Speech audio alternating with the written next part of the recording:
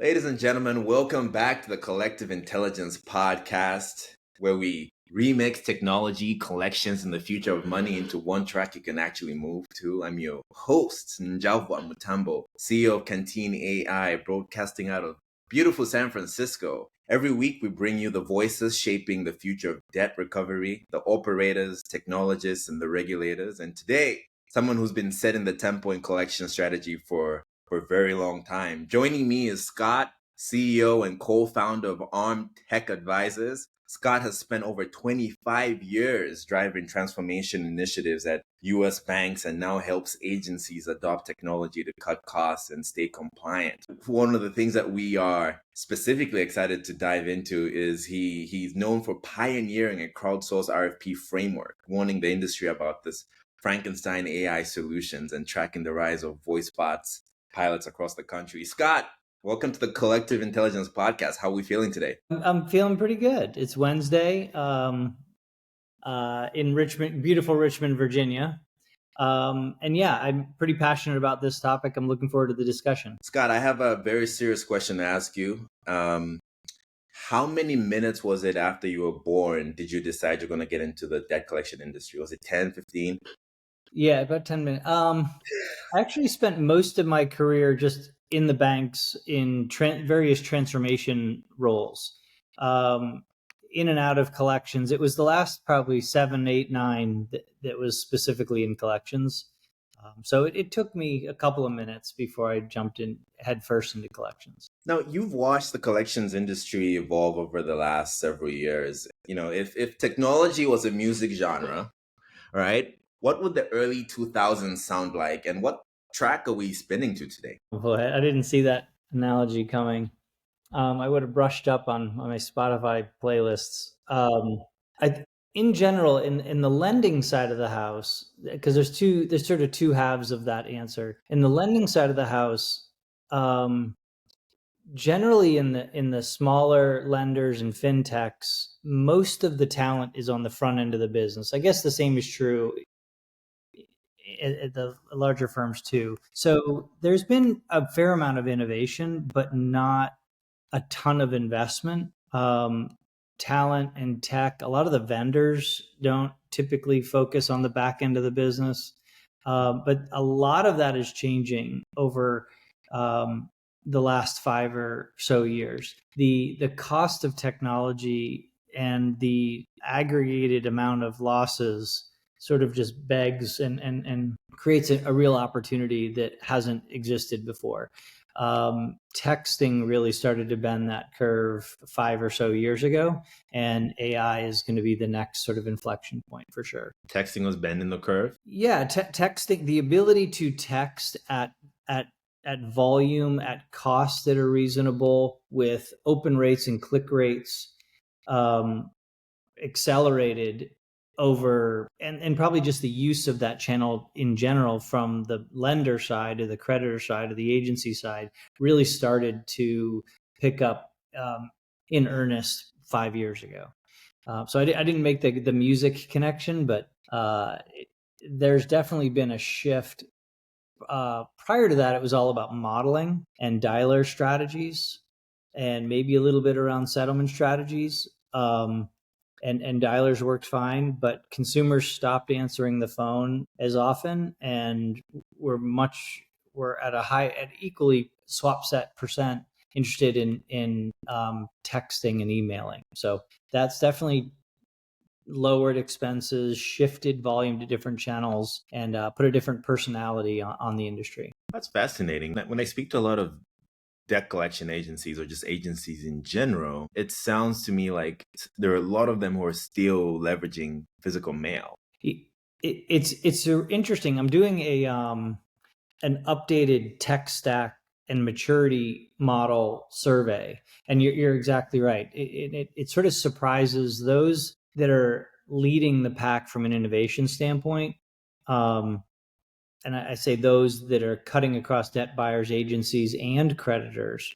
Surprisingly, the percent that are still 90+% voice based and letter based collections is surprisingly high. Like, if you told me it was half, I'd believe you. The other half is doing some sort of texting and emailing. Most of that half is really just barely using it. There's probably a 5%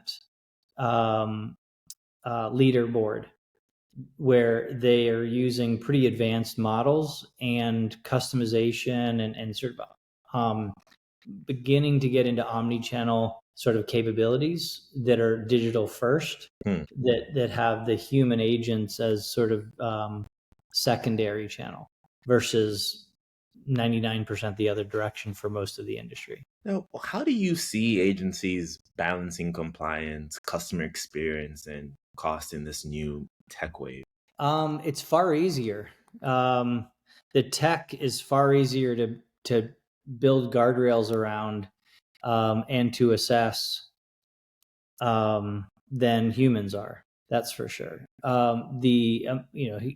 Having a call center in whatever function or vertical you have is incredibly filled with a lot of variation. People have good days and bad days. People are new versus experienced. Some people have different accents that resonate well or don't well or aren't even understood by the recipient. So the compliance, some of the compliance issues are sort of built into the models, and that's great, and that's been there for a long time.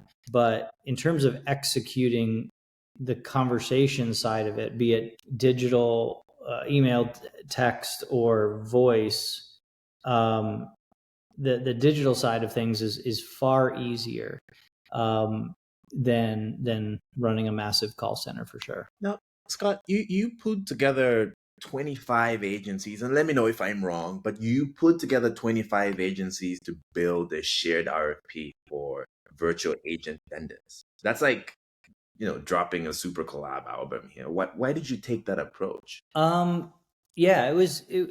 First of all, I host a forum of collection leaders that cut across lenders, agencies, and debt buyers and law firms.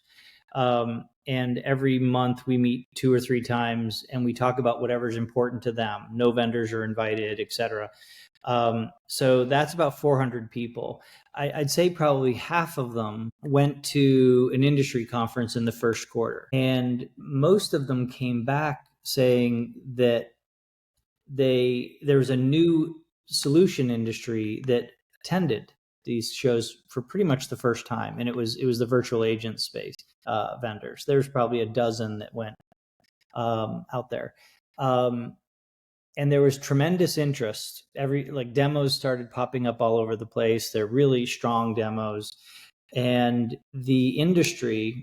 There's 2 or 3 calls we had in the March-April timeframe where everybody expressed the level of interest and how cool this demo was and all that. But when we started to talk about how are they built, what separates A from B, how would you approach it? How do they price? The level of knowledge was really low, and everybody had different ideas and different questions that they wanted to know about. But very few people were asking the same questions. So we said, you know what, let's just pause. As a group, as a community, let's get everybody's ideas, individual ideas, aggregated, dedupe it, and run through it a few times to round out the sharp edges. And that's exactly what we did. So around April, we created an RFP. I'm happy to share it with everybody if you'd like. And it was about 100 questions. It was very specific to virtual agent capabilities, specifically in the collection space. So yeah, we created that, and simply creating that RFP was hugely educational to people. It was, final comment, it was built in a way where nobody would get an A+ on every question. We purposefully pushed the bar as high as we knew how to, in order to figure out what the air in the room looked like. The best vendors got a good B-, but we knew what it took to get to an A. So it was really a fascinating exercise that we then kept rolling out and shared it with a bunch of firms and sort of reacted to the findings. Please share that. I'm pretty sure a lot of the agency owners who are watching this would find value in this. Scott, if I'm an agency writing my own RFP today, you what one killer question should I include to separate real tech from sales hype? In this particular space, I would ask, what case studies do you have? Show me a proven case study that has a comparison set as something that I understand. For example, a head-to-head agency competition. And because I want to know that your solution can produce results that are better, faster, and cheaper. There's a lot of, at least for me, I'm still doing a ton of learning. There's a lot of technical jargon and words, and people talk about latency and compliance and various KPIs that are interesting. But at the end of the day, deploying this tech at scale in production is far more different than a really cool demo that sounds good. So that would be my question is, listen to the demo, listen to the presentation, get an appreciation for the maturity of the team. And more importantly, try to dig into a case study that proves that their capability is effective in production. Go in for the case study. Yeah, so just to build back, and I'll connect the dot. The RFP, we created it, issued it to every company that we knew existed in the space. At the time, it was 22 companies. It's now up to 38. And of the 22, 14, I think 12 replied. 8 very quickly fell into the lower tier. They missed, a major component or something. And then, 4 very quickly went to the top, 2 went to the top of that. And then in July, the 2 that were ranked the highest presented to 170 people in mid-July. Now, since then, there's been a lot of maturation. Another set of firms have come out, and we'll repeat it in the fall, because the industry is changing so much, and it continues to be the top issue for a variety of reasons, of where industry leaders are looking to understand the learning curve is still steep, and then B, pilot and take advantage of over the coming quarters. You said there were, around 15 production voice bot pilots running. That's not theory anymore. That's live music. Where are they actually working versus just trying to figure things out? And what's the ROI agencies are seeing, and what's holding others from adopting faster, I guess? It's a great question. So most of the 15, probably 2/3 of the 15, have occurred over the past year. Yeah. With sort of first mover advantage, vendors. There are 4 that I know of that built their own models. 2 very large banks, 2 very large agencies built their own models and are optimizing them. Some are going well, some aren't. The other handful partnered with some of the newer tech firms, and generally, most of them are no longer active, driven primarily because the models, the demo didn't prove to be effective in production, or there were compliance issues.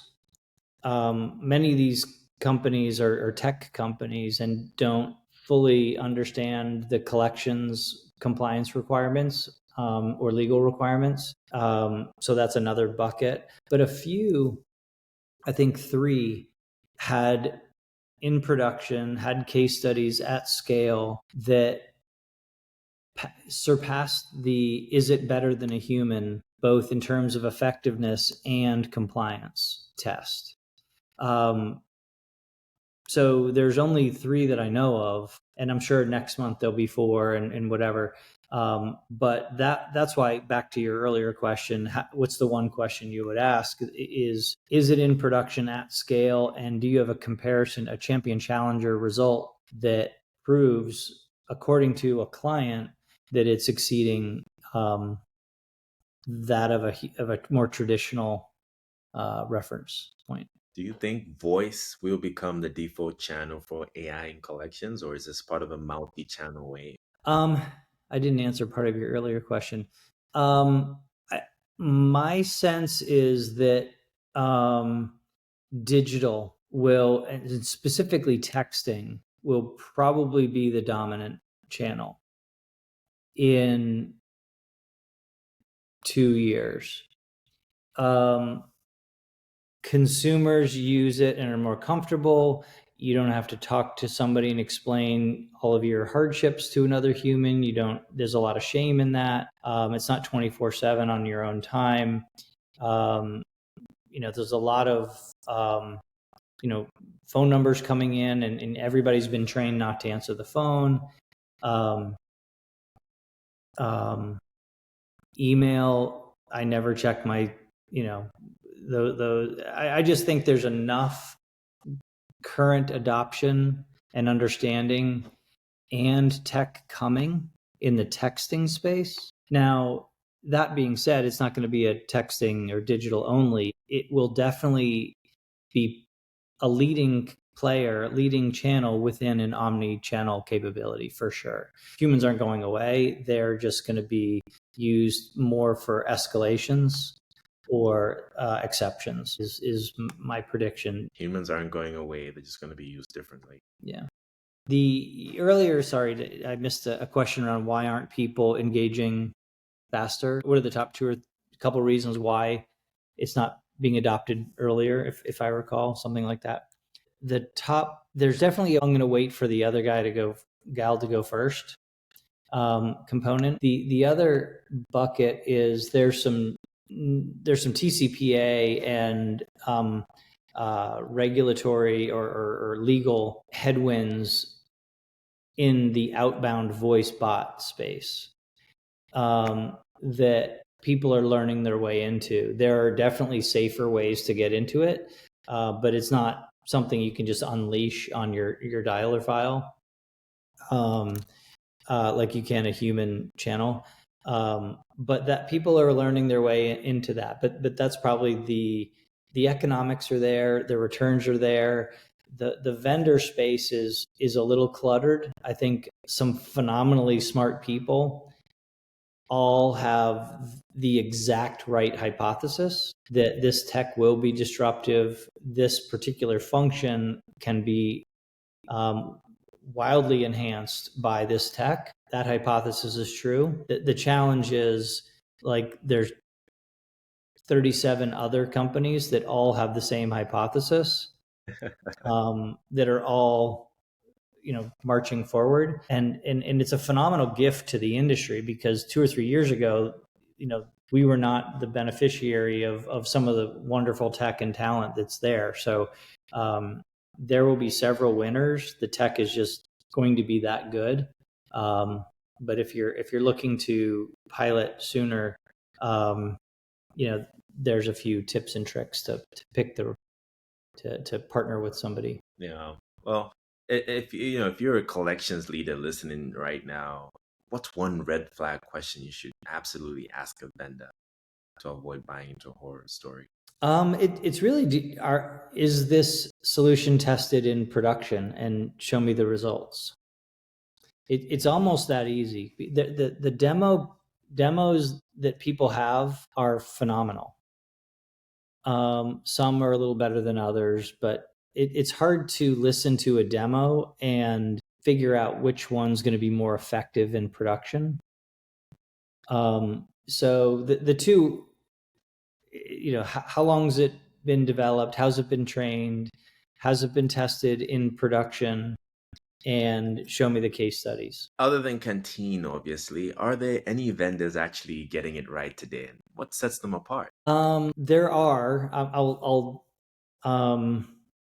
you can look at my LinkedIn. I don't want to go into too many, but what sets them apart is that probably the depth of their development team, and they have a large development team because they have a large client set that they've been able to develop and test and work through the bugs. And the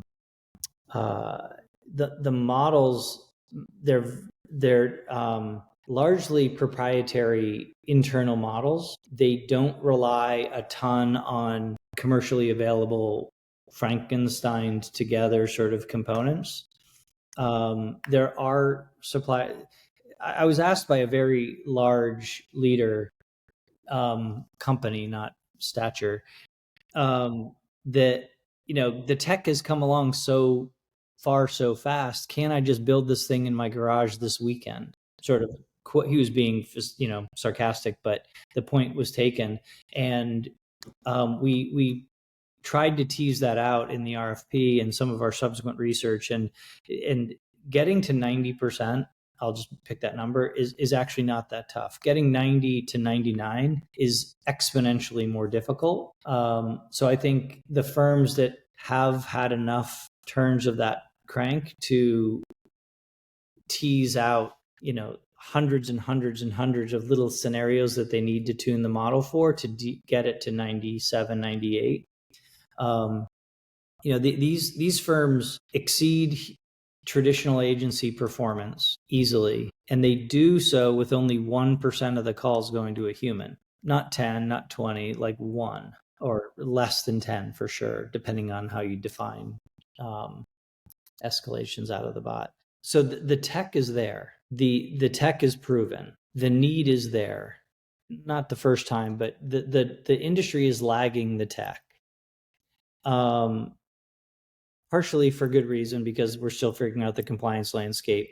But those that are aggressively diving in are at this point doing it for offensive reasons. Those that get this tech and get it right are going to be very successful, because they're going to their performance is going to accelerate. And if you're an agency, you're going to get more placements. You're going to grow, like you're just going to beat your competition, and that isn't going to be easy to catch up to. No, if you're a debt buyer, you're going to figure it out, and you'll just pay 1% more than someone else, so you'll win everything, and they're smoked. Creditors largely are lagging for the most part, the agencies and the debt buyers in this space. They'll always win, but they might end up leaning on the debt buyers or the agencies that have proven the tech, so they don't have to. They can either partner with the agencies and bring them closer, or simply place more stuff with them faster and not really have to solve it themselves. So it's going to be really fascinating how this first and second order implications unfold. And you've been clear about this, Scott. You said waiting isn't an option. In fact, you've said you can't be last. You can't even be in the middle of the pack. So let's get practical, Scott. What's the first action an agency owner could take this week to move on from talk to action on AI? Yeah. First of all, do learning, because it is a new tech. It is a new space. People don't know what questions to ask, don't know how to separate A from B. Do some learning. Talk to a couple companies. Doesn't really matter which ones. Really accelerate your attention in learning. That would be one. The other thing is, I would try to turn the clock a year or so forward and imagine your competitor figured this out and you didn't. Like, try to understand what that would mean to your business. Figure out which of your clients you've got sort of a niche where that wouldn't be as much of a threat versus it would be a more of a threat. I think the understanding the implications of your competitors getting this before you will help put it all into context. And then the third one would be to somehow pilot this in your environment in order to see it in production with your paper. There are, for creditors and debt buyers, probably the path of least resistance is to engage some of these suppliers through a third-party relationship. It's fast, easy, safe. Fully integrating a version into a SaaS environment just is a bigger lift. Those would probably be my three. That's pretty helpful. And that something that you keep going back to, Scott, is that it's not just about getting it up. It's that if you don't do it, you lose compared to your competitor. Back to the implications. Creditors will be fine. They're in the business. They're in a different business. The agencies and the debt buyers, if you don't have this and you don't have this figured out in the next year, 10 will. And you just need to assess the threat level that will, your clients are different than everybody else's. Your niche of what products and paper you collect are different. So the threat level will be different. But the tech exists and it's better than you are. How you choose to adopt it and at what pace is the variable, in my opinion. From a tech side, one of the key things you highlighted there, which I think everyone who's a vendor here should really consider, is the need to control the LLMs. If you can provide 90%, sure, that's great. Everybody can, but that 98, 99% is really what drives the needle and moves the needle for these businesses. Scott, this has been a masterclass, from your crowdsourcing frameworks to real-world voice bot pilots to survival strategies for agency leaders. Before we wrap up, if someone in our audience wants to connect with you or learn more about what ARM Tech Advisors does, where should they go? Sure, thank you. ARM Tech Advisors on LinkedIn, or Scott Hamilton on LinkedIn. That's easy. Awesome. And thanks for coming. Thanks for tuning in, everybody. Well, thanks for tuning in to Collective Intelligence Podcast. If you enjoyed this podcast, hit follow, share it with your colleagues, and join us next Wednesday. Hopefully, Scott's going to be back and a staple of this podcast. We really enjoyed it. I welcome it. Thank you for the opportunity.